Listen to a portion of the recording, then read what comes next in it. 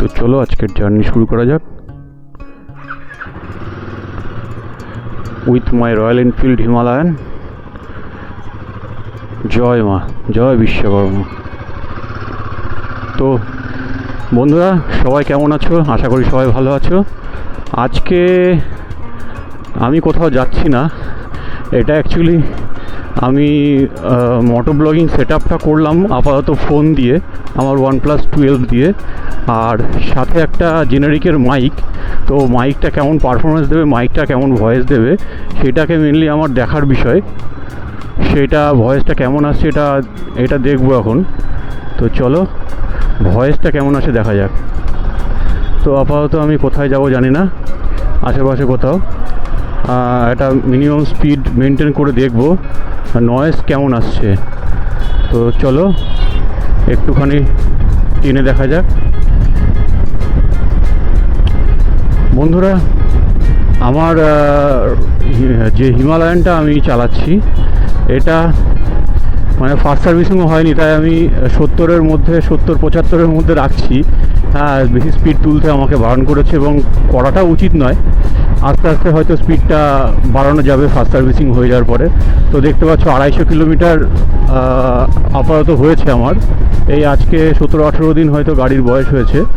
বহুদিনের প্ল্যান ছিল যে কোথাও বেরোবো করে, আর তার সাথে সাথে কিছু মোটর ব্লগিংও যদি করা যায়। দেখতে পাচ্ছ রয়্যাল এনফিল্ডের শোরুমটা বেরিয়ে গেল, যেখান থেকে আমি বাইকটা নিয়েছি। হয়তো অনেক নয়েজ আসছে, এর জন্য ভেরি সরি।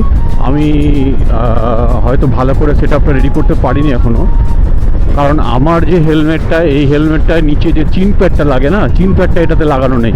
তো এর জন্য আমাকে কিছু জোগাড়ও করতে হবে। দেখা যাক কি করা যায়, কিছু করা সম্ভব হয় কিনা দেখা যাক।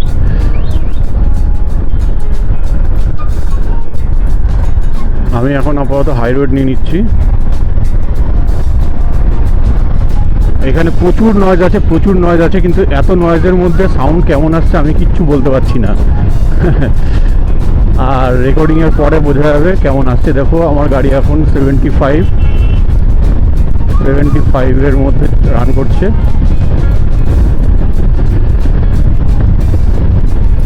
এরকম ঝলমল রোদ আর সুন্দর ওয়েদার বাইকারদের পছন্দের। তো আমি বেশি দূর যাবো না, আপাতত সামনে থেকে ঘুরিয়ে নেবো, দেন চেকটা করে নেবো সাউন্ড কোয়ালিটি কেমন আছে। যদি ঠিকঠাক আসে তো এই সেট আপে রাখবো, না হলে আমাকে অন্য কিছু আবার চিন্তা ভাবনা করতে হবে। আমি সামনে থেকে ইউটার্ন নিয়ে নিচ্ছি।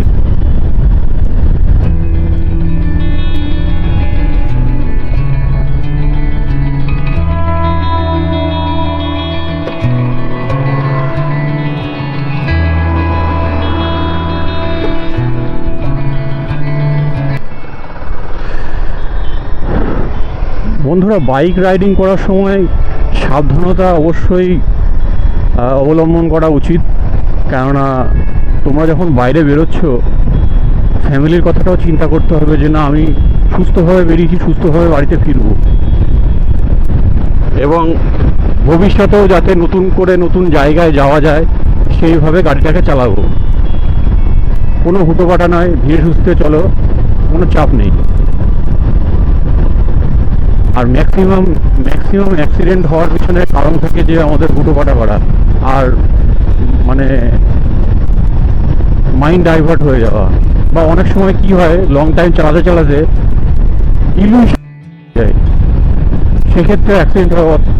আর তোমরা আরেকটা জিনিস আমি অনেক ভিডিওতে দেখেছি, অনেকেই বলেছে যে কোথাও রাইডিংয়ে গেলে খাবার বেশি খাবে না, অল্প খাবে, দেখবে ঝিমঝিম আসবে না। খাবার অল্প থাকবে, দেখবে অনেক দূর যেতে পারবে। অনেক সময় গাড়ি চলতে অনেকে মানে চোখ বন্ধ হয়ে যায় লং টার্ম চলতে, কেননা আমাদের ডেস্টিনেশন বেরোতে গেলে, টাইমের মধ্যে চলতে গেলে আমাদের অনেক সময় গাড়ি পুল করতে হয়, অনেক টানতে হয়। কিন্তু এই দেখো, দেখতে আমি 80-তে তুলে ফেলেছিলাম। অ্যাকচুয়ালি 80-তে তোলা উচিত নয়। কথা বলতে আমি মিটারের দিকে তাকাইনি।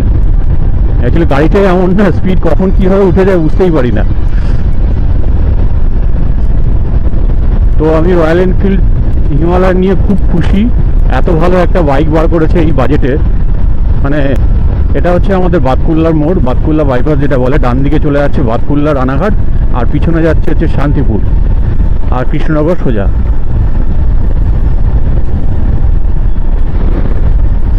আর আমি যাচ্ছি NH12, যেটা আগে NH34 ছিল। এই দেখো এখানে ESD রয়েছে, সার্ভিস সেন্টার। তো আমি আবার বাড়ি চলে যাব, গিয়ে চেকিংটা করে নিই, কেমন আসছে দেখে নিই।